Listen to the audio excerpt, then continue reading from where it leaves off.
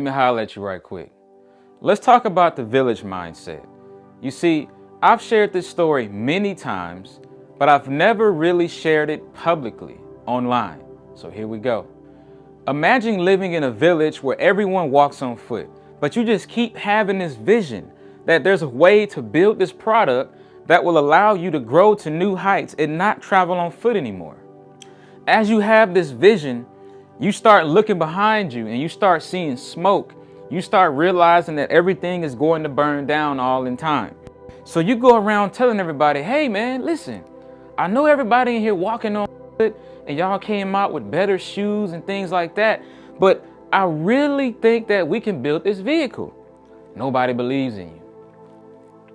So you start building this thing called a tire, right? And you build one tire. Nobody believes in you. And then you build two tires. Nobody believes in you. I mean, when they walk around, they looking and they see things and they looking and they looking and they looking. And all they see is two tires and they don't even know what a tire is, right? Then you start with the third tire and the fourth. It's starting to look like something, but it's like, okay, you got four of these little circular things sitting on the ground. No big deal, right? Cool, follow me. They come back a week later and there's a body of a vehicle, right? And then you put those four tires on that vehicle and now you can actually start to put the doors on the vehicle. It has gotten to the point where you've got chairs and seats, whatever you want to call them. They're sitting inside of this car. So now you can get in the car. One time somebody even got in with you, but it was hot. So they got out because it was hot. And they was like, whoo, it's hot in here, I gotta get out. So they got out of the car. You're like, look, man, I'm gonna build this thing called an air conditioning and make it possible for us to sit inside of this vehicle and travel 20 times faster than how we used to travel. You just gotta give me some time. They like, man, I ain't got time for that. So they walk on out the way, right? And they get up out the way and you still sitting here just ding, just ching. You just doing maintenance on this thing. You just figuring it out. Now you got heat. Now you got AC. Now you got light bulbs. Now you got your front and your rear view mirror. You even got windshield wipers, right? But something here changed. Everybody that didn't believe what you said is now looking at you. And here's a pivotal moment of your life. Everybody wants to know, can they take a ride? No one helped you build this car. And here's what most of us do. We say, come on. Hop on in the ride. I got you, right? So you offer to let them get in the ride. But out of nowhere, they're afraid. And they're like, nah, I don't think that's a good idea. So they go back down the dirt road. So you look behind you and you see that it's still on fire in the city back there. But everybody is so used to the fire that it's not even hot anymore.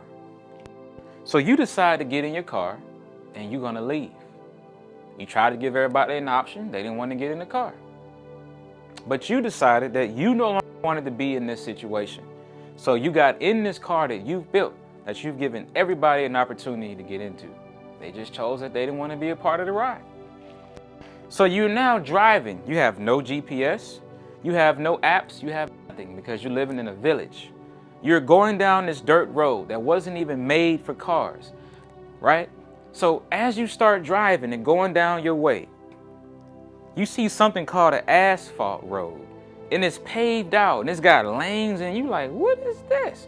And you start driving and then somebody start driving up next to you and y'all are riding. You like, hey, what's going on? And y'all talking out the window. You like, hey, what's going on? And you swerving and riding. And then you start looking around and there's cars everywhere and everybody's on that same thing. But then you start running into traffic and you're like, well, what is this? And then somebody be like, hey, you can swerve over to the middle lane. You're like, a middle lane? What is a middle lane? So what do? You slide on over to the middle lane and then you start driving again, right? The middle lane get full and then they tell you to move on over to the fast lane, right? So now you swerving through traffic.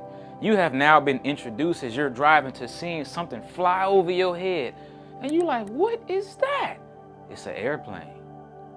The airplanes never flew over your village and the cars never drove through your village. So in your mind and in everybody's mind around you, they weren't willing to accept There was an entire different reality of life being lived at the same exact moment that y'all were living too in this village.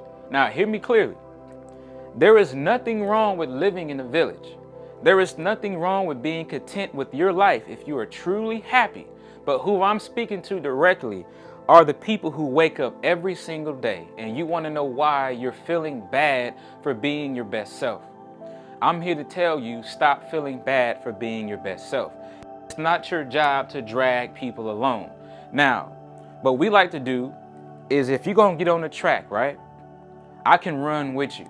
I can run with you all day. You sing, I sing. You yell, I yell. I got you. You need a water, I hand it to you. And we still running. I need a water, you hand it to me. And we still running. But the problem with most people is we are still trying to drag people from the ground, bring them up. We're trying to bring them up and even sometimes hold them and carry them down the track. And we just like, oh God, I can't carry the weight. And you just dragging them and dragging them. And the funny thing about this is, the minute you drop the weight, they just fall. They don't even want to stand up on their own 2 feet, let alone start jogging next to you, right? So you want to get around people who want to jog next to you. And every now and then you're going to get a little tired. And they're going to say, hey, keep going. Got you. They might even put their hand behind your back. They might do it like this and start pushing you forward. And y'all running together and you running together and you running together until you get to the finish line. If you're not careful, you're going to have back pains. And you're going to be walking around like this, having back pains. And it's going to be pain in your pockets. It's going to be pain in your brain. It's going to be pain in your chest, pain in your legs, pain in your personal life, pain in your marriage, pain in your education, pain all over. Because you are consistently trying to drag somebody out of a place that they don't even want to get up out of. They will literally suck you dry and take everything you have. They will eat your food in your face. And when they get done, they will say, well, is there none left? While you sitting there starving. So my advice to you, just my advice, let everybody be exactly where they want to be. If they want to run next to you, motivate them, push them, let them run next to you. But what you cannot do is put an intention in somebody. And if their intention is not to do what you're doing, if their intention is not to be great and do their own life, let them do that. Stop putting the pain on you. Stop putting the responsibility on you, because that's their life.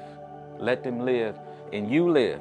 And when you focus on what you got going on, I'm telling you, God gonna bring you people from all over. They're gonna come from up here. They're gonna come from down there, over here. They're just gonna start coming, and they're gonna help you get to exactly where you're trying to go. But you gotta stay focused. You gotta stay motivated. You gotta stay determined.